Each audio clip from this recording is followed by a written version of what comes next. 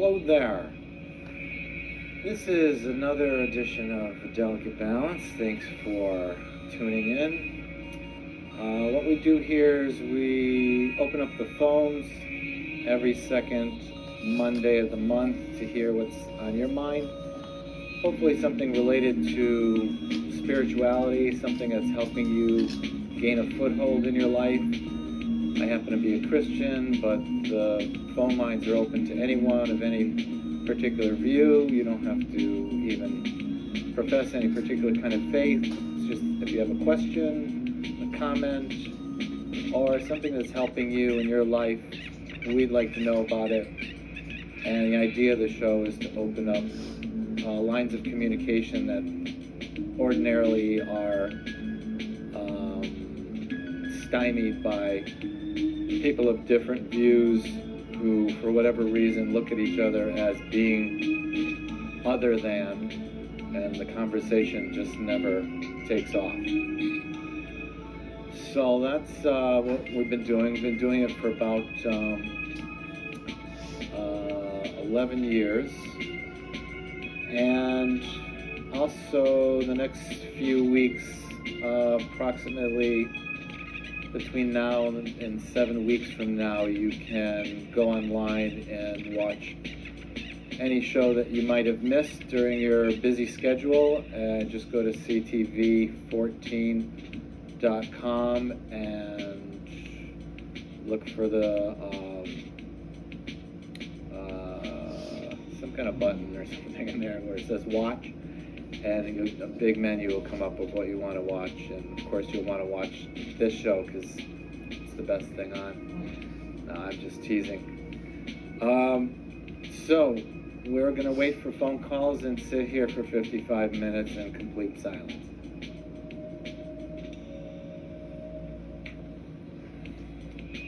Not really. I've been in the book of Romans lately because I've been enjoying thinking about the Apostle Paul and what a tremendous life and witness what a great witness he was to all of us, to the resurrection of Jesus. I've often thought that, there's plenty of there's more evidence that speak to the resurrection of Jesus than there is evidence against it. Oh, yeah. Say, well, how can that be? Well, I've been sort of repeating this on the last few shows, but I'll do it again. For me, there's more evidence for the truth of the resurrection of Jesus, because one, you have the generations of prophetic work that is written in the Old Testament that speaks very specifically to the life of Jesus. Historically, what we know of the life of Jesus. And then the way he conducted his life was in such a dramatic and supernatural way that we have the evidence of those who open their lives to Christ, of themselves experiencing something supernatural. I mean, some people have experienced immediate evidence of a conversion, and some have experienced more of a delayed or more subtle experience. But all of it is supernatural in the sense that what was is washed away, and the newness of the life and faith in Christ brings about something that's really quite unique, which really kind of defies, I think, any other explanation than the truth of his words. Oh, yeah. Having made his Spirit available to anyone who would ask. I think we have enough evidence of that. For instance, I don't know how long it is, but maybe somebody could call in and tell us how long it's been, or how long it was that the martyrs right after the time of Jesus, I don't know how many decades long that went, or even 2 or 3 centuries of people who are just willing to be, mutilated, really, in some cases, and refusing to deny their faith in Christ. And I don't think that's because of a maniacal infatuation with a nice idea. I think that's more an example of someone who is weak, who now having the experience of eternity in their very being cannot deny their experience, and therefore they took whatever was coming to them. I think that's quite remarkable. As well as some people you may have experienced in your own life, people that you knew before they became Christians, and then after they became Christians were quite uniquely different. I mean, in some cases, even in my own case, I think I was negatively influenced by some church dogma that made the difference not exactly a good one.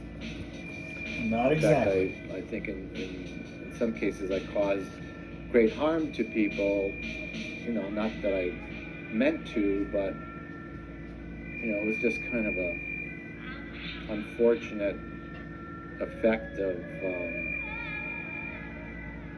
the church, affecting my thinking, and not at all the presence and reality of Christ in my life. But just my own experience, prior to becoming a Christian, and I'm not saying, well, I was one way, before I became a Christian, and when I became a Christian, I was just a holy roller or some kind of a saint. That's not what I'm saying at all, but just my own experience of who I became and who I learned to be was just uniquely different, and not by my own manufacturing.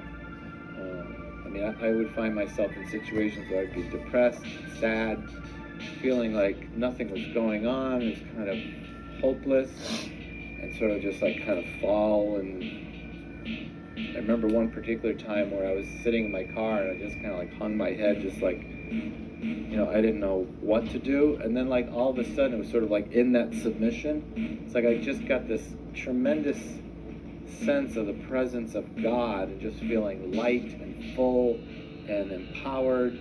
And I felt like I had like inspiration and revelation, and it was just, how could I create that? I was in like a pitiful kind of depressed state. It was kind of like finally giving up, so to speak. And I think in God's grace, He just lifted me with, His hands, in a sense, and supported me. It really made me feel comforted and full of life. And that wasn't just, once in the 30 years I've been a Christian. It's been many times that's happened. In fact, one of the things I experience quite often is that, if I kind of set my mind to, okay, kind of recognizing I've been working too hard in my own strength and in my own ability to act a certain way, be a certain way, try to be, a good worker and a hard worker and a good person to the people in my life, and sort of just trying. And that ends up just sort of just frustrating me. But when I just kind of put my eyes to God and say, I want to do things your way, I want to please you, I want you to be the one working through me. And just by that change of attention, I've just found more often than not, like almost an immediate support, and just a lot more confidence. And that's another reason why I think that's evidence of the reality of God. Because, if you go through several weeks of kind of, you don't realize it, but slowly you're kind of just depending on your own strength and your own abilities. And you start seeing like, I haven't been praying enough. I haven't been seeking God enough. I didn't realize I wasn't thanking God. I didn't realize I wasn't praising God. So just kind of refocusing yourself just to find so much support in life from kind of this frustrated position to now a very lively and confident and almost effortless position just by changing your focus a little. I think it is another piece of the evidence of the reality of Christ, because just by focusing a little bit shouldn't be enough to really give you, that much energy and life and spirit. But it does make sense if God is real and, Jesus is real. That makes sense to me. Also,